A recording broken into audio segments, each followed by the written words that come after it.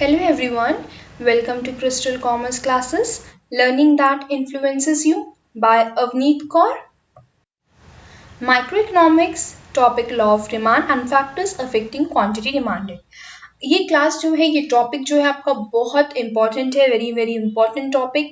ये टॉपिक सिर्फ आपके इस एग्जाम के लिए नहीं इंपॉर्टेंट है, आने वाले हर वो कॉम्पिटिटिव एग्जाम जिसकी आप प्रिपरेशन करेंगे, चाहे वो बीकॉम, एमकॉम या आप कॉमर्स फील्ड से रिलेटेड कुछ भी पढ़ने वाले हैं, उसमें आपको ये टॉपिक जरूर मिलेगा। चाहे वो आप असिस्टेंट प्रोफेसर की तैयारी करें, यूजीसी नेट कॉमर्स के स्टूडेंट हो, commerce as a commerce subject से करो या इकोनॉमिक्स से, आपको ये टॉपिक मिलने वाला है। बहुत इंपॉर्टेंट टॉपिक है और इसको बहुत अच्छे से पढ़िए, समझिए।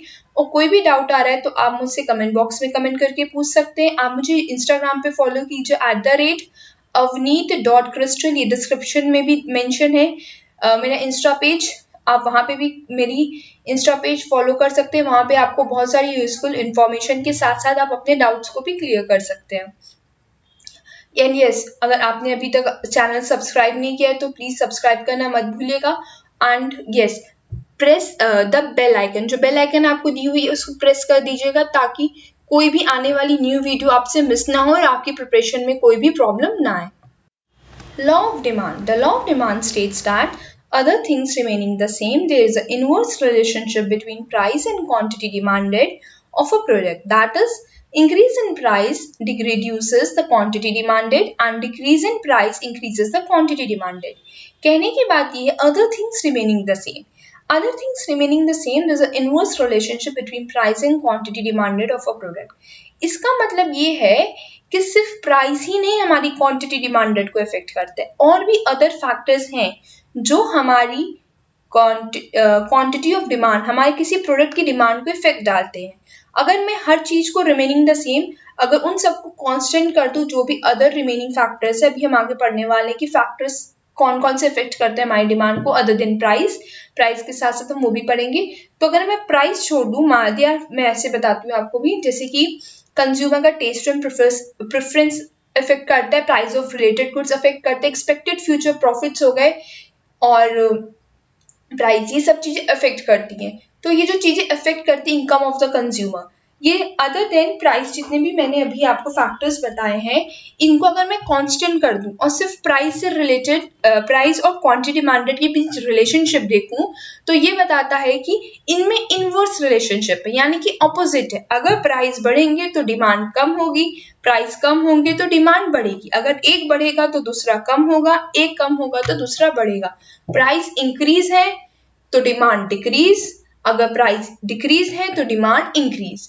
देखिए यहाँ लिखा हुआ है अदर थिंग्स, हाईलाइट भी किया हुआ है मैंने येलो से। देखिए other things remaining the same, बाकी सारे फैक्टर्स को अगर मैं सेम रखूं यानी कि कांस्टेंट रखूं, there is a inverse relationship between price and quantity demanded of a product.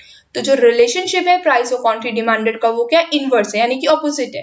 That is increase in price, अगर प्राइस इंक्रीज हो रहे हैं रिड्यूसेस द क्वांटिटी डिमांडेड, तो डिमांड क्या हो रही है हमारी, रिड्यूस हो रही है। एंड डिक्रीज इन प्राइस, अगर प्राइस डिक्रीज हो रहे हैं तो इंक्रीज इन क्वांटिटी, तो क्या हो रही है हमारी क्वांटिटी इंक्रीज हो रही है। नीचे मैंने डिमांड का ग्राफ बनाया है, देखो एक्स एक्सिस में हमारी क्वांटिटी डिमांडेड शो हो रही है, वाई एक्सिस में हमारा प्राइस, और ये जो लाइन स्ट्रेट बनी है डीडी लाइन है, यानी कि हमारी डिमांड बता रही है, इतनी डिमांड, ये डिमांड शो कर रही है। Reason due to which there is an inverse relationship between price and quantity demanded. हमें पता तो होना चाहिए ऐसा क्या रीजन है जिसकी वजह से प्राइस और क्वांटिटी डिमांडेड के बीच इनवर्स रिलेशनशिप है। तो इसका मेजर रीजन जो है वो है law of diminishing marginal utility. According to law of marginal utility, हमने पढ़ा हुआ है कि मार्जिनल यूटिलिटी क्या होती है। मैं आपको जब यूटिलिटी पढ़ाया था तो मैं उसमें आपको समझा चुकी हूँ मार्जिनल यूटिलिटी क्या होती है। मार्जिनल यूटिलिटी वो यूटिलिटी होती है जो एक एडिशनल यूनिट कंज्यूम करने के बाद जो मुझे एडिशनल सेटिस्फैक्शन मिला, उसे हम बोलते हैं marginal utility. According to law of marginal utility, as we consume more and more units of commodity, जैसे मैं ज़्यादा से ज़्यादा commodities consume कर रही हूँ, the satisfaction earn, जो भी satisfaction मुझे मिल रहा है from each additional unit, हर एक additional unit से वो fall हो रहा है, वो क्या हो रहा है, falls. According to law of marginal utility, as we consume more and more units of commodity, the satisfaction earned from each additional unit falls. So as to attract the consumer, तो consumer को attract करने के लिए producers offer less price, जो producers हैं वो less price offer करते हैं due to reduction in utility of additional product. जो रिडक्शन हुआ है सेटिस्फैक्शन में हमारी एडिशनल कंज्यूम करने से, इस वजह से जो प्रोड्यूसर्स हैं वो लेस प्राइस ऑफर करते हैं, so that consumer buys more product, ताकि जो कंज्यूमर्स है वो ज्यादा प्रोडक्ट बाय कर सके। मैं फिर से इसको समझाती हूँ आपको।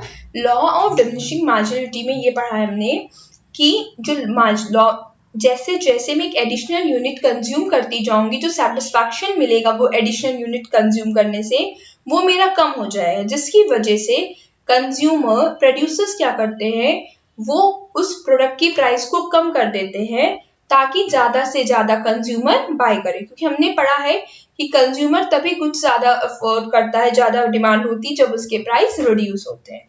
और law of diminishing marginal utility को हम गोल्सन्स फर्स्ट लॉ भी बोलते हैं। मैंने हाईलाइट करके देखिए, नीचे लिखा हुआ है। फैक्टर्स अफेक्टिंग क्वांटिटी डिमांडेड, ऐसे कौन कौन से फैक्टर हैं जिससे हमारे एक प्रोडक्ट की डिमांड में इफेक्ट आता है।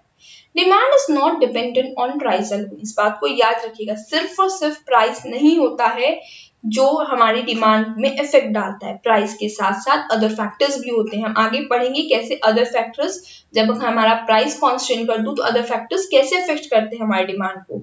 आज जो हम पढ़ रहे हैं वो हम पढ़ रहे हैं लॉ ऑफ डिमांड क्या होता है। हमने ये पढ़ा, हमने देखा कि किस वजह से, रीजन क्या है लॉ ऑफ डिमांड का, कि क्यों वो इनवर्स रिलेशनशिप है प्राइस और क्वांटिटी डिमांडेड में।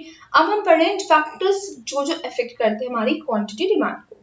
तो देखो, पहला फैक्टर है price of the product, second है income of the consumer, third है प्राइस ऑफ रिलेटेड गुड्स। दो तरह के रिलेटेड गुड्स होते हैं, complementary, substitute.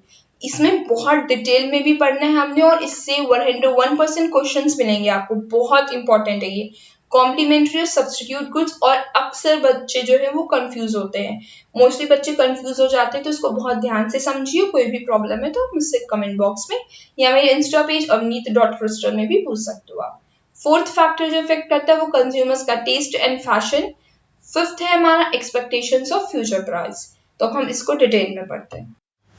Price of the product, ये भी हम पढ़ते ही आ रहे हैं, लास्ट क्लास में ही पढ़ा था कि प्राइस और डिमांड में क्या होता है, इनवर्स रिलेशनशिप होता है। अगर प्राइस बढ़ेंगे तो क्वांटिटी डिमांडेड जो हमारी रिड्यूस होगी, फॉल होगी। अगर प्राइस हमारे डिक्रीज होंगे तो डिमांड इंक्रीज होगी। सेकेंड पॉइंट है हमारा income of the consumer. Consumers' income and quantity demanded are generally positive related. वैसे हम पढ़ते आ रहे हैं लॉ ऑफ डिमांड में क्या है, law of demand inverse relationship बताता है। अगर मैं इनकम को कंसीडर करूँ, कंज्यूमर की इनकम और प्रोडक्ट की डिमांड को, तो हम देखते हैं इनमें पॉजिटिवली रिलेटेड है। अब कैसे पॉजिटिवली रिलेटेड है, मतलब it means that when income of the consumer rises, he wants to have more units of that commodity, and when his income falls, he reduces the demand. मतलब ये है कि अगर मेरी इनकम आज 100 रुपए है तो 100 रुपए में मैं सिर्फ 2 प्रोडक्ट खरीद पा रही हूँ। कल को मेरी सैलरी हो जाए, मेरी इनकम हो जाए 1000, तो मैं वही प्रोडक्ट्स की ज्यादा क्वांटिटी परचेज कर पाऊंगी।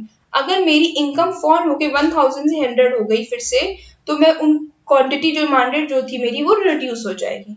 तो कहीं ना कहीं इसमें क्या आ रहा है, पॉजिटिव चेंजेस। इसको भी हम डिटेल में पढ़ेंगे, और इसमें हम पढ़ेंगे कि कैसे ग्राफ्स बनते हैं, कैसे इफेक्ट आता है। और ग्राफ्स बहुत इंपॉर्टेंट है, अगर आप करेक्टली ग्राफ्स को रिप्रेजेंट करोगे अपनी नोटबुक में, जब भी आप आंसर्स लिखोगे अपने एग्जाम शीट में, तो इसका बहुत अच्छा इफेक्ट पड़ता है। और मेक श्योर कि आप जो भी ग्राफ बना रहे हो उसको वेल एक्सप्लेन के साथ साथ बहुत ही अच्छे से समझाई, उसका एक्सप्लेनेशन के साथ साथ उसको बहुत ही अच्छे से बनाना है, इसमें कोई भी तरीके की मिस्टेक्स आप नहीं कर सकते हो। थर्ड पॉइंट है consumer taste and fashion. Consumer taste and fashion and preference and current fashions also determine the demand of a product. कैसे? देखो, if a consumer has high taste for a product and he would take more quantity of that product even if its price is high, and would take little of the product if he does not like.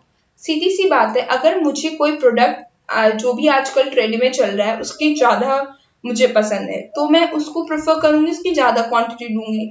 और अगर वो product की चाहे prices high हो लो हो मुझे फर्क नहीं पड़ेगा, मुझे क्योंकि वैसी क्वालिटी पसंद है, मैं जैसी क्वालिटी चाह रही हूँ उस प्रोडक्ट में, तो वो मैं लूंगी, तब तक लूंगी जब तक मेरा मन नहीं भर जाएगा। तो कंज्यूमर का टेस्ट और फैशन बहुत इफेक्ट डालता है। वहीं पे अगर मुझे वो प्रोडक्ट, जैसे कि बहुत लोगों को चॉकलेट्स नहीं पसंद होती, तो ये डिफर करेगा ना, कि मान लो A पर्सन और B पर्सन है। अगर एक को चॉकलेट्स पसंद है किटकैट, तो वो ज्यादा प्रेफर करेगा, चाहे उसके प्राइसेस 10 रुपीज 10 वाली चॉकलेट आपको 25 में क्यों ना मिले, ही विल परचेज। बट अगर उसको वहीं डेयरी मिल्क मिल रही होगी 5 की, उसका टेस्ट नहीं है वो, तो वो उसको प्रेफर नहीं करेगा, वो फिर भी 25 वाली किटकैट ही प्रेफर करेगा। क्यों? क्योंकि उसकी टेस्ट वो है, क्योंकि उसको उसका टेस्ट ज्यादा पसंद है as compared to dairy milk. Price of related goods. The two products may be related in two ways. पहला है complementary goods are those goods which are used jointly like tennis ball and racket, petrol and car. मतलब कि complementary goods वो होते हैं, ऐसे कोई दो गुड्स होंगे जो एक दूसरे के बिना सरवाइव नहीं कर सकते। अगर सिर्फ रैकेट हो और टेनिस बॉल ना हो तो आप खेल सकते हो? नहीं। अगर पेट्रोल हो, कार ना हो, तो पेट्रोल का क्या यूज है? कोई यूज नहीं है। अगर बॉल पेन है, इंक ना हो, तो कोई यूज है उसका? नहीं। तो ऐसी चीज जो एक दूसरे के बिना नहीं पॉसिबल है सरवाइव करना, आप उसको यूज नहीं कर सकते। सिर्फ कार खड़ी रहे और पेट्रोल ना मार्केट में मिले तो कोई यूज है कार का? नहीं है। अगर सिर्फ पेट्रोल मिले आपके पास, कार नहीं, तो कोई यूज है आपका? बिल्कुल नहीं। तो ऐसे गुड्स कि अगर पेट्रोल में कुछ चेंजेस आएगा तो उसका इफेक्ट कहीं ना कहीं हमारी कार की में भी पड़ेगा, कार की डिमांड में। अगर कार की डिमांड में कुछ इफेक्ट आएगा तो उसका कहीं ना कहीं पेट्रोल में बढ़ेगा। अब कार सस्ती मिलने लग जाए आपको बहुत ही रिजनेबल रेट्स में, तो पेट्रोल की डिमांड भी तो इफेक्ट डालेगा ही ना, वो पेट्रोल भी देगा। पेट्रोल के प्राइस कम हो जाए तो आप कार लेने में भी प्रेफर करोगे कि पेट्रोल तो कम है, कोई नहीं, एक बार का इन्वेस्टमेंट है कार में। तो ऐसे गुड्स जो होते हैं उन्हें हम बोलते हैं कॉम्प्लीमेंट्री गुड्स। नेक्स्ट है substitute goods are those goods which can be used in place of another like tea and coffee, a scooty and a motorcycle. मतलब जहां पे ऑलमोस्ट मुझे सिमिलर तरीके का टेस्ट प्रेफरेंस मिलता है, अगर ये नहीं, इसकी मान लो टी की कॉस्ट बढ़ जाए तो हम कॉफी प्रेफर कर लेंगे, आज टी कम पिए थे हम कॉफी ले ले रहे हैं। तो ऐसे गुड्स जिनको हम सब्स्टिट्यूट कर सकते हैं। ये नहीं तो फिर चलो ये हमारे पास यहाँ चॉइसेस हैं, या तो मैं स्कूटी लूँ या मोटरसाइकिल। अगर मैं स्कूटी ले रही हूँ तो मैं मोटरसाइकिल नहीं ले रही हूँ, जिसकी मतलब मैं दोनों अफोर्ड कर सकती। कहने का मतलब ये है कि T and coffee for example, T के प्राइस बढ़ जाएंगे। टी के प्राइस फॉर एग्जाम्पल हाइपोथेटिकली लेके चलते, अभी हमें 10 रुपीज की मिल रही है और कॉफी हमें मिल रही है 25 की, तो मैं टी प्रेफर करूंगी। जो टी लवर होंगे वो टी ही लेंगे, वो कॉफी में नहीं जाएंगे। कल को टी के प्राइस हो जाए 100 रुपीज और कॉफी का प्राइस 25 है, तो ऑब्वियसली बहुत सारे लोग होंगे जो टी से शिफ्ट हो जाएंगे कॉफी की तरफ, क्योंकि उनके पास एक सब्स्टिट्यूट अवेलेबल है, चाहे वो टी। ठीक है, तो इसको हम क्या बोलते हैं? Substitute goods. हम इनका ग्राफ पढ़ेंगे, इनको और डिटेल में पढ़ेंगे। अभी जस्ट आपको एक जनरल आइडिया, एक लाइन की मीनिंग समझाई गई, क्या होते हैं कॉम्प्लीमेंट्री गुड्स, क्या होते हैं सब्स्टिट्यूट गुड्स। मैं एक बार फिर से एक्सप्लेन करती हूँ। कॉम्प्लीमेंट्री गुड्स वो होते हैं जो जॉइंटली एक साथ यूज हो सकते हैं, अगर उनको अलग किया जाए तो उनका कोई यूज नहीं है। सब्स्टिट्यूट गुड्स होते हैं अगर ये ए ऑप्शन नहीं तो हम बी ले लेंगे, टी नहीं तो कॉफी, स्कूटी नहीं तो मोटरसाइकिल, हमारे पास ऑप्शन है और दोनों एक तरीके की एक तरह से ही यूटिलिटी आपको देते हैं। लास्ट है हमारा फैक्टर जो इफेक्ट करता है हमारी क्वांटिटी डिमांडेड को, वो है expectation of future prices. The current demand of a product also depends on its expected price in future. If future price is expected to rise, its demand immediately increases because the consumer tendency to store it at low prices for his future consumption.